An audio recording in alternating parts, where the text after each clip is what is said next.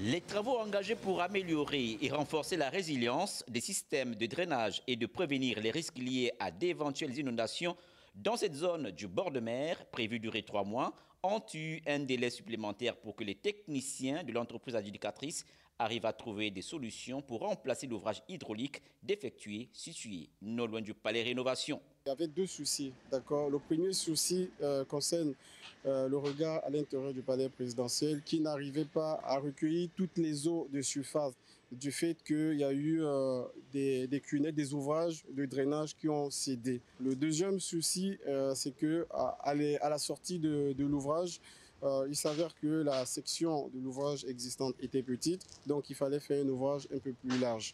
Ces interventions, bien que nécessaires, ont eu des répercussions notables sur le trafic.